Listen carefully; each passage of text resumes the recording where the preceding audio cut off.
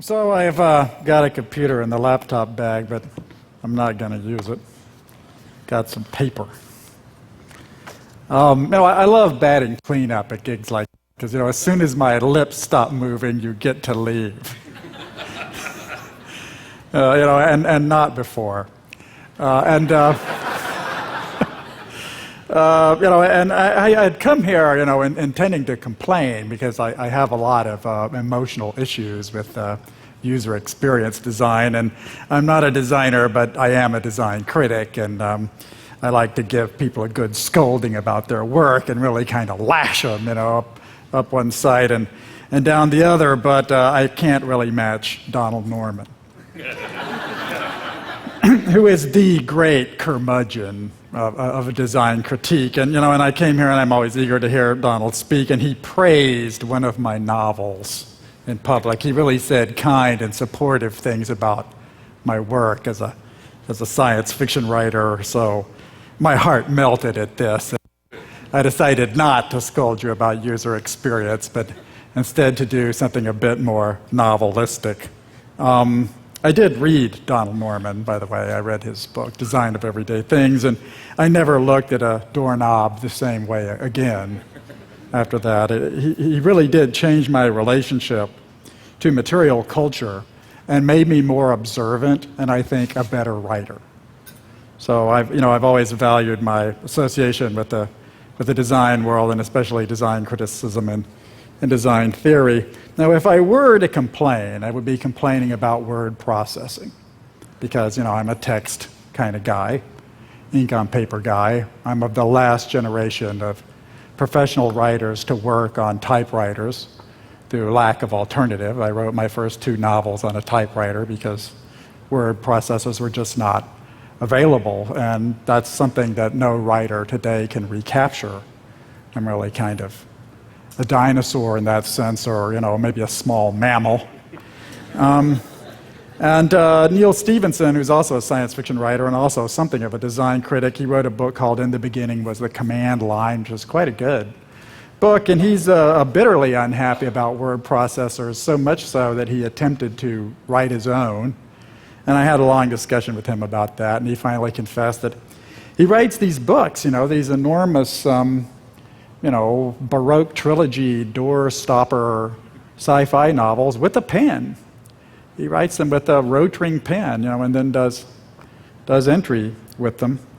And he has some pretty good reasons to work on pen and with paper, and he says it's because, it concentrates his mind, and it sort of seems to bring something out of him that he can't do with a word processor. So I was here and listening, and I heard a parable. I was talking to a designer here about his notebook, and he was talking about working on paper, and we have all this paper here, and he was describing what I realized suddenly was paper as a social networking medium. And he said that he works on paper because he can show it to his colleagues, and he can actually get their kind of unvarnished responses to his ideas and plans, whereas if he shows them a computer, they naturally know he's a user experience guy, and they're filled with dread, and they think, oh my God, he's going to give me a user experience. Where I'm actually helpless, whereas if you give me some paper, well, maybe I'll actually collaborate with you instead of be willing to talk to you and shuffle these things around. And I thought there was something wonderful about that. Forward to the world of ink on paper. No Google, no lazy web, actually think and feel. A necessary absence from screens, from keyboards, from software. Screens have been getting a lot of hard talk here. Type less, click less, tap less.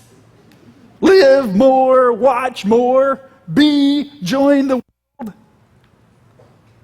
So, I think I'll describe some of the things I have learned in some of my necessary absences along this line. And I want to talk about user experience in the Balkans, which is the place I just came from and the place to which I am returning tomorrow. And I spent a lot of time in Balkan society. Why? Well, I once met the president of Serbia, this guy named Zoran Djindjic, and he asked me the exact same question. It's like, you're a science fiction writer. what the heck are you doing? Hang out in the Balkans. And I said, well, Mr. Djindjic, you're President Djindjic. Your corner of the world has so much future. It generates so much future that you have to export it to other people. And he accepted that because it's the truth. And later he was shot, and I never talked to him again. But I found that one of the ways to learn the functional is sort of from the background of the dysfunctional. You don't know how things work until you realize how things don't work.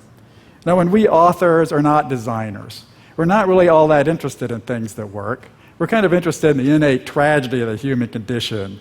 I mean, we don't have clients, we have audiences. We're not really trying to satisfy people, give them perfect experiences. We're trying to put people in touch with their passions and their needs and their sorrows and their bleakness and the depth and richness of life and so forth and so on. We are not happiness engineers in the literary game. We really are melancholics.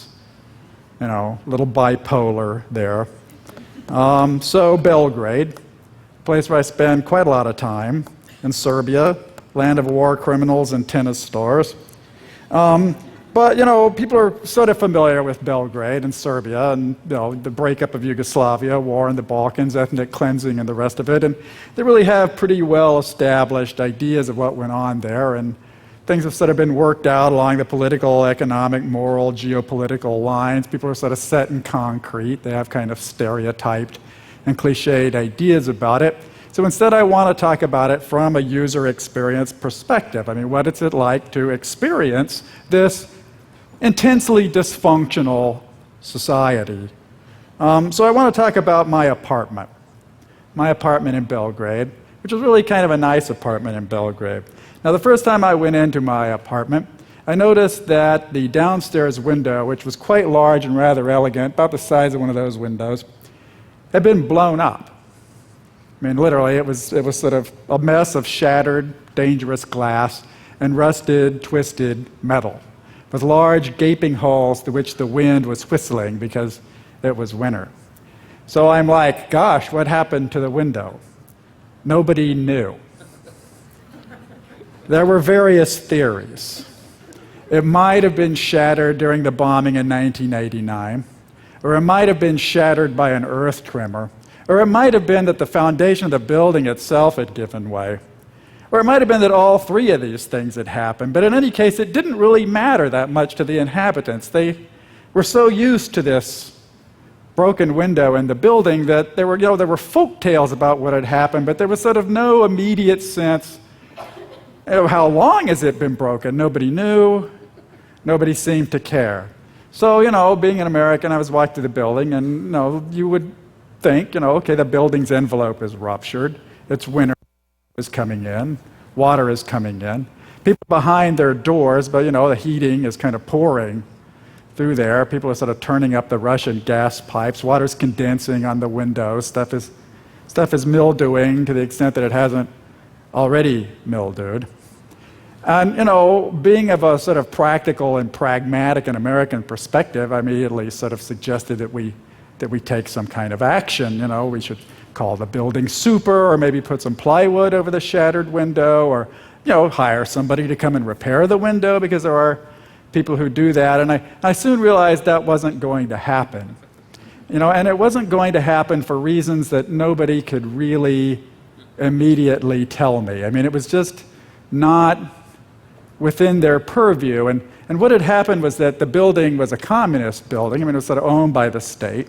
And then it had been privatized and sort of divided up among a group of people who had all sort of bought their own positions in the building. And they didn't have any enmity toward one another, but they also didn't really have any solidarity. And they did not own the outside of the building or the top of the building or the stairwells. They owned the things that were behind their private doors, but and there actually was no one in authority. There was no building super. There were no state regulators to sort of drop by and say somebody should repair the window. There was just a kind of absence. There was no one to whom you could appeal. There was no traction. There was just a lacuna. So more recently, they came to repair the street, which sort of runs parallel to my apartment in Belgrade. And it's, an okay street, but in need of repair. And someone had gotten some kind of handy European upgrade grant, because the Europeans enjoy doing that. They're big on exercising soft power through grants in troubled countries. So they went and they redesigned the sidewalk. And this was really impressive. I mean, somebody really thought about this sidewalk. It's sort of a really nice kind of variegated pattern, and the cement, and it's like cheap materials, but well laid out, and the guys who came and did it really knew what they were doing, and there's like parking spaces there now, and this is kind of like Embassy Row, and suddenly, the whole tone of the neighborhood began to improve radically, and, and they were tearing up the street, the tarmac with sort of large engines and sort of digging up the elderly communist sewer lines and so forth, but they were going at it hammer and tongs. I mean, they were not, lazing about it or fussing. They were really going in there and upgrading the thing. So they destroyed the tarmac and they put in this beautiful designer sidewalk, and they were really getting after it. And they finished and they left. And between the tarmac and the beautiful designed sidewalk was an area where the asphalt did not smoothly mesh with the new sidewalk. And I thought, okay, well, here's a set of final details. Somebody's going to come by here with the asphalt machine and sort of fill this out, and so you don't have this kind of ankle-breaking gap where, the asphalt is gone and there's just this sort of mix of bricks which is slowly filling up with discarded cigarette butts, broken bottles, bits of garbage. No. I realized nobody was going to come. The people in charge of the tarmac were not directly connected to the people who had done the design for the beautiful sidewalks. I mean, the design for the beautiful sidewalk was clearly done by somebody from kind of out of town who had gotten some kind of in and managed to install a sidewalk. And the guys who had destroyed the tarmac were very efficient. But the guys who would have come in and sort of aligned those systems, kind of done the Gesamtkunstwerk to make it a sort of smooth and perfect thing that did not break anyone's feet, where, cars would not be risking tire punctures. They were not going to come. There was no way to make them come. There was not even an expectation that they were going to come. And, society was going to put up with this. Now, on a larger level, if you go into downtown Belgrade, there's a certain part of town which almost every person who visits the city sees. And there are the buildings that were formerly occupied by the Milosevic government, which were taken out with American cruise missiles. Now that happened 9 years ago, 1999, okay, eight years, and the cruise missiles did an extremely effective and impressive job, really sort of gutted the buildings without doing much collateral damage. This is a very valuable area of real estate in the center of Belgrade. There are now trees growing out of these buildings. They really kind of look like modern ruins. And, you naturally ask, why doesn't somebody just knock down this twisted, fire-blasted rubble, sell it, put up a mall, and really generate a lot of money? Anybody else bombed by Americans would do that, Tokyo, Hiroshima, Berlin, whatever, Dresden, it's not that hard, and it's quite lucrative. Why are they still there? Well, it's not because nobody can tear them down. This is an example of a place where the dysfunction is actually sort of enshrined. It's a grievance narrative. They don't actually have, big signs on it saying, look who blew us up here. But there's it's part of a society in which being blown up is somehow an act of cultural solidarity. It's like sort of okay.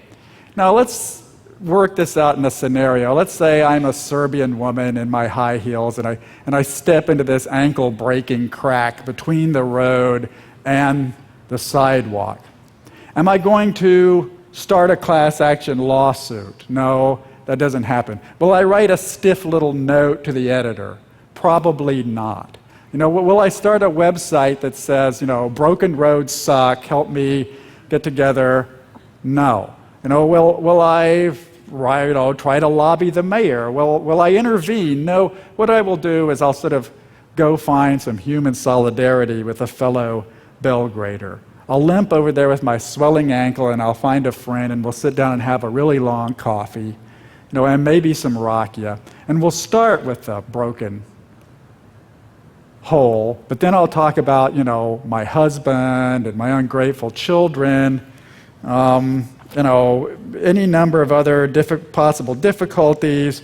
It's the fault of someone. It's not me and it's not you, but it could be the communists or traitors, internal traitors, or maybe some fascists because they used to do terrible things. Or it could be Austrians, or it could be Ottomans. Or it could be anything that goes back to the year 1389, which is, the defeat of the Battle of Kosovo and kind of the year zero of the Serbian grievance narrative. But, and we will do this, and it will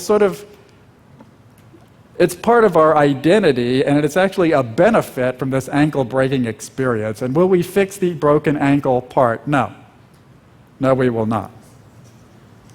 I think the best one of this, I once talked to a Serbian poet, and he was lamenting, as Serbian poets tend to do, and his main grievance is that due to the Ottoman Empire, we had never been allowed to have a Renaissance. This still weighed deeply upon him, He'd never had a Renaissance, I said, well, at that time, we Texans had naked guys following herds of bison on foot. That was our Renaissance, but, it didn't seem to weigh on us quite the way it did with him. So, I really find this place to be my second spiritual home.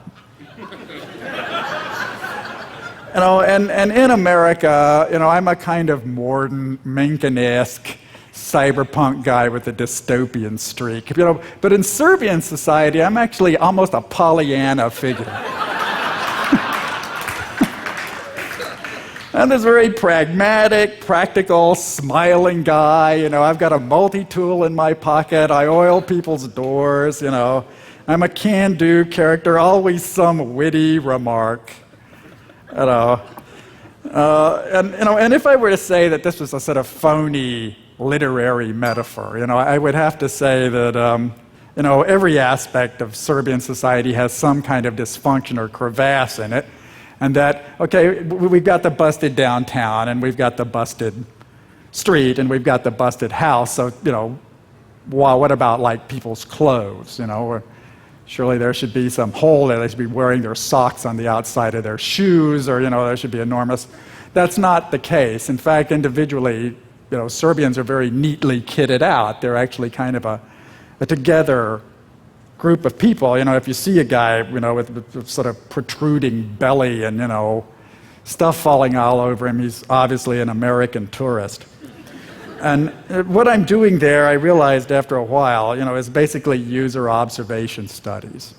These are people in a period of really radical political, economic, infrastructural transition. And it's not my role to sort of slap their hands and tell them, oh, you have to move your mouse the way Americans do. I don't gain anything by that. What I hope to gain, really, is very much what designers do, or UX designers in particular, when you talk about being teams of one and wearing a lot of hats. I want their hat. I want to steal their hat. I want the way Serbs think about technology, about society, to be a subset of the way I think. And it's not a matter of solidarity with them, although I enjoy their company and so forth. It's not an anthropological effort, some kind of outreach. This is not a charity. I'm really trying to metabolize them. I want to master their skill set. And it's not a simple thing. You can think, good societies have good design, bad societies have bad design, happy societies have great design, sad societies have ugly design. That is not true.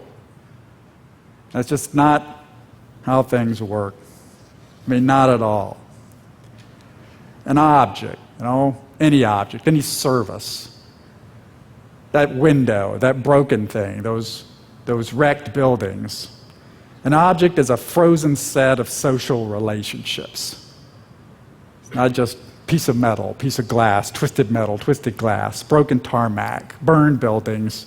Those are all social relationships. Balkanized social relationships.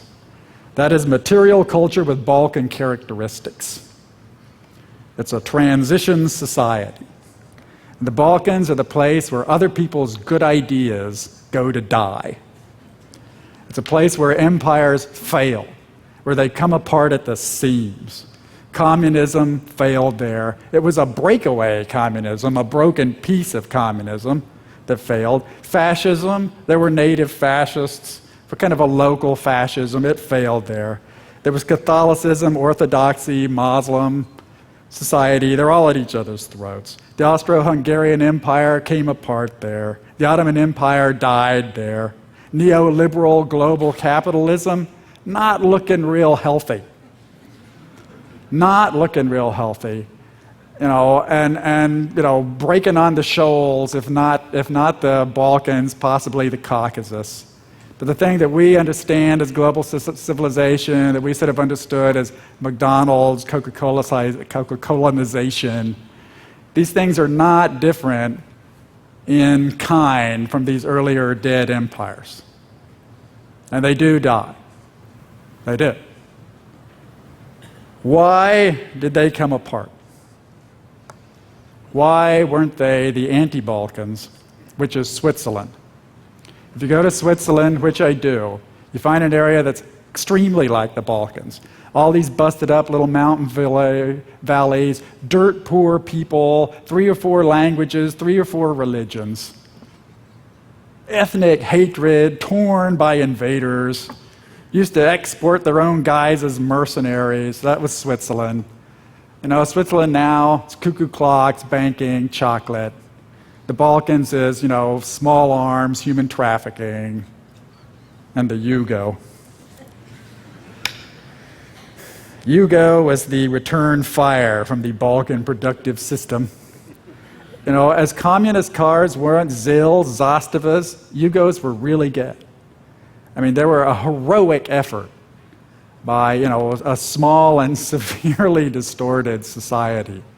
They were trying, they really tried, and they could not resist the incoming tidal wave of jeans, Walkman, toilet paper, cosmetics, candy bars. They were swamped by that stuff. And it wasn't the freedom, it wasn't the democratic ideology, it wasn't anything you would hear about on Radio Free America that caused them to come apart. I really think it was the shame and the sort of creeping dread of their bad design that did them in. You would hand people these kinds of designed objects, and people did. They would leave the Balkans, go to Europe, go to the US, go to Australia, and return in this practice known as subsistence tourism. They would return with entire valises, huge bags full of shopping materials, really everyday things, pencils, papers, nylon, bubble gum, sort of basic things. In some way, everybody had an in on that, and it preyed on their minds. And you would show somebody, a flip-up cosmetics case, and the reaction would be something along the lines of, what is this doing for the sake of the suffering masses? Who are these fat, lazy people who are engaging in this kind of sexual decadence? Why aren't they doing anything to alleviate the suffering of their black underclass? Soon they will fall. It didn't work out, Each one of these little objects was some kind of mute testimony. It was like a kind of propaganda of the deed.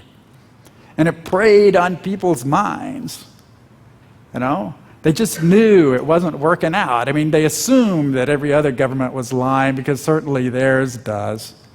And that wasn't the part that bothered them. It was really just not even the superiority, but just the alienness of this alternative system and its cornucopia of fantastically well-adapted goods. It just kind of shattered and upset people. Their goods were booze, cigarettes, and the Yugo, and did it have to be like that? I don't think it did. I think you could have set up, conceivably, some kind of Tito consumer socialism, because, China's a communist country, and they seem to be sort of marching forward. I can imagine a kind of Yugoslav IKEA minimalism, where they weren't rich, but they made real things that would sort of be cheap, and they would be okay, and you would be able to sort of share and share alike, and they could have put up with that, and they might not have come apart at the seams. They might have felt a certain kind of jollity at their kind of thriftiness and their puritanism, but they didn't do that. What they had was something I like to call conspicuous proletarianism, as opposed to conspicuous consumption.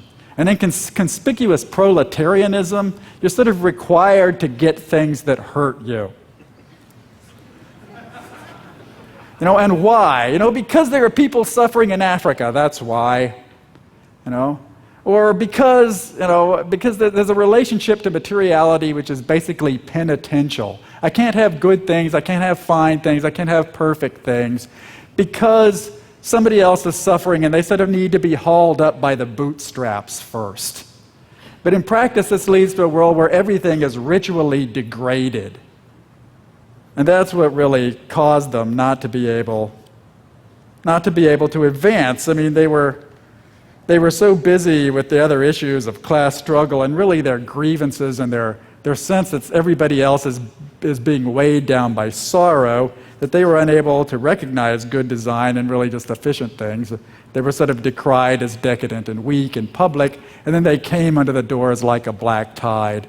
And eventually the society was just destabilized. I mean, it went into collapse, it went into shock therapy, it went into transition. Eastern Europe, all of Eastern Europe, are what they call the transition economies. Since 1989, these former communist countries have been in transition. Right now, they've been in transition for about a third as long as they were communist. Soon it'll be half as long as they were communist. Pretty soon they will have been in transition as long as they were communist. Are they ever going to get to a place that isn't transition? I don't think so. I think we're actually marching toward transition much faster than they are marching out of transition. And that's what we really have to learn from them. What are they bad at? Well, they're small people. They don't have massive Greek tragedies. There are no great Balkan prophets, or no great Balkan religions, or no great Balkan ideologies. They have to make do with sort of rags and tatters of other people's religions and ideologies. They don't have Greek tragedy. They don't have hubris. What they have is fratricide. Fratricide is their tragedy. Killing the other who is actually your brother, or killing your fellow citizen, your mom, your dad, your uncle, for some ill-defined reason. Self-mutilation, internalized civil war. People in the Balkans are balkanized inside. That's the source of their bitterness. It's an internal conflict that can never be assuaged. It can only be lamented about with others. If they fail to lament along with you, they become traitors. What are they good at? Disaster recovery. Man, they're good at disaster recovery. I mean, they leave some of it still flaming as a kind of monument, but they have more coolness about things like massive flooding. I've seen the Danube flood twice since I've been there. Millions of dollars worth of damage. They couldn't have been more low-key about it. It'll dry up. You look on television, they're saying, "Will women in spiked heels stop walking on the sandbags, please?" This is sort of the main public service bulletin. Girls, please don't pierce the sandbags with your high heels. Well, heaps of flotsam are flowing through downtown. Guys are fishing in the soccer fields. They weren't upset. It'll dry out, it did. It's okay. It's a cracked up society because cracked up societies are Balkan by nature. And I want to conclude here. I know you've been through a lot. Boy, Professor, my brain is full. I actually filled my entire notebook during these 4 days. Really good material. I'm very glad I came to this event. But I want to conclude by talking about the most mysterious element in Balkan society, the ones who really kind of impress and obsess me. I mean, I could tell Croats from Serbs from Slovenes. It takes a while, but you get there. The people who are really mysterious to me are gypsies. And there's a lot. Gypsies are like 4 or 5% of the Serbian population. And, it's politically correct to call them the Roma, the Roma people, not gypsies or Chiganis or these various other terms which have, become epithets. Unfortunately, as soon as you rename a true underclass another name, that name becomes a synonym for an underclass. So right now, Italy is having a full-scale gypsy panic. And they call them Roma, but they're especially upset about the Romanian Roma, because the Romanian Roma are twice as Roma as other Roma. And the Romanian Roma in Rome, the Romani, Romanians, these guys are just canaille. I mean, they're installing, complete ethnic terror in the Berlusconi government right now. They're truly catching it. They're being rounded up. I mean, their shanty towns are being burned. I would like to say, warm and affirmative things about the gypsies, but I take them very seriously. But they really are canaille. I mean, they're an untouchable underclass to an extent that, maybe American Indians on the reservation in the United States are that alienated from the consensus society. But they really are ghostly figures. I mean, just outside the pale in some way that I don't really see at all in other societies. I mean, maybe they're Hindu untouchables, the Dalit class. Is as utterly alienated and outside as the gypsies are in Belgrade. And they're not persecuted by the Serbs. I mean, the Serbs actually have a very warm and affirmative feeling toward gypsies, mostly because the gypsies are garbage men. They have their garbage and recycling business kind of sewn up. And they actually many gypsies live in the junkyards. They live in shanties, huts, favelas, barrios made of leftover tin and corrugated roofs and doors torn off refrigerators, and just literally, they literally live in the detritus of that society. They're the ultimate underclass. They're illiterate, they're innumerate, they have no nationality, they have no history, they have a lot of ethnicity. They have no ethics, they're beggars, they're hustlers, they're petty thieves. They're not a team of many. They're a team of nothing. They're a team of zero, the gypsies. And yet everything goes through their hands. Everything that is thrown away in that society goes to the hands of gypsies. Gangs of them, men, women, and children, they patrol the streets looking in these bins for things Serbs are throwing away. And what are the Serbs throwing away? Lots of stuff. Yugoslavia, basically. They're throwing away Yugoslavia. They've got a lot to throw away. I mean, the entire communist structure of stuff, bit by bit, death by death, that's being thrown away and gone through by these gypsies. Many of these things are still functional. They were built rugged. They're ugly. They're heavy. Yugoslav technology, still functional, but they have lost their social message. They're not merely out of style. They are avatars of a set of social relationships which no longer exists. And to be a material object like that, you're not just old-fashioned. There's something actively repellent about their presence. East German design. You want to see some of the world's freakiest, most upsetting design. East German, especially injection-molded plastic East German furniture from the 60s. It's hard to find this stuff. Nazi design is beautiful compared to this. I mean, people love Nazi design. East German design, alien. It's like something out of Easter Island. And and here's this Yugoslav garbage just falling into the hands of these gypsies, these guys who are going through it. And they know what's good. I've watched them. They don't use the objects. They're not users. They're just not part of it. But they know what's good. They have a kind of tenderness about it. I mean, they're pulling out soda cans, glass, debris, cardboard, stuff that you sell in bulk. And every once in a while, they'll pull out like this incredibly bad cuckoo clock or whatever that somebody has abandoned, a piece of worthless Bakelite medical equipment, and they lay it onto the pavements with a kind of tenderness. They know. I know that they know. It's really a literary problem. The late Arthur Clarke, Sir Arthur Clarke, said this very famous thing. Everybody quotes him about this. Any sufficiently advanced technology is indistinguishable from magic. There's been a lot of talk here about magic. Okay, your technology is very advanced, so let's make it act like magic. We'll have wands, we'll have spells. I want to offer, Sterling's corollary here. Any sufficiently rapid technology is indistinguishable from garbage. It's on its way to garbage. It's on its way to garbage really fast, like a Voyager CD, like a 60-column green screen, as an enormous tide of digital garbage, the beeping, the blinking, that which is outside, all of that which you are laboring to obsolesce, you are turning it into a gigantic heap of garbage. And you need another hat. You got a lot of hats, you're designers, you got tons of hats. You need another hat.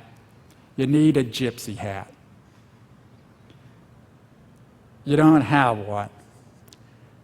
It might be an old one. You may not make it yourself. You may have to steal it.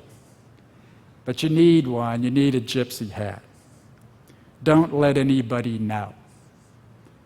But wear it. Those machines, their messages, their lips have stopped moving. And so have mine. So good luck to you.